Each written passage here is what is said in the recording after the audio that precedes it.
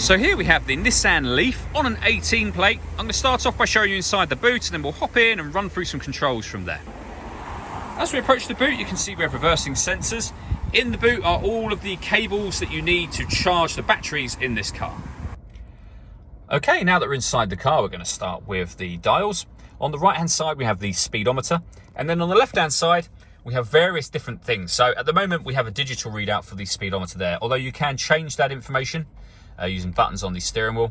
There are various different menus that you can have in that area, and you can see me cycling through them along the top there.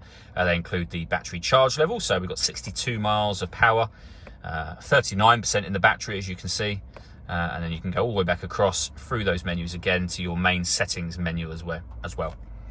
If we back out to the steering wheel, on the left hand side are the buttons I was using a moment ago, along with stereo controls, and on the right hand side we have cruise control and speed limiter, as well as phone controls underneath that.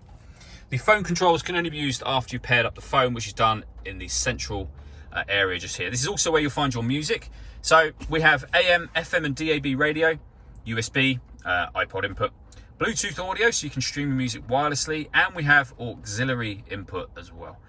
So plenty of ways to listen to your music. This car also has satellite navigation.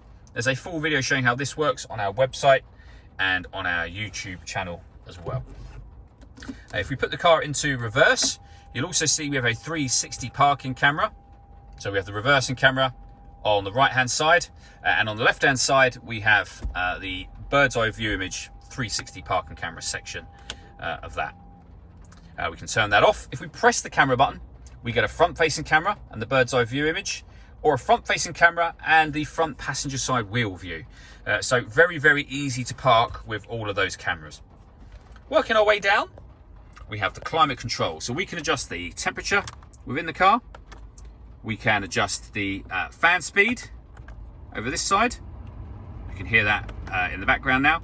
This button turns your air conditioning on and off, or hit auto and the car will do all the work for you to maintain the temperature you've asked for. And any manual adjustment will override that straight away, as you can see. We have a driver heated seat with 2 different heat settings, passenger heated seat, USB and auxiliary input, and a 12-volt charging socket so you can charge your phone, for example. This button starts the motors and stops them again. We then have the gear lever for the car with a diagram there to show you what gear is where. Very, very easy system to use ultimately.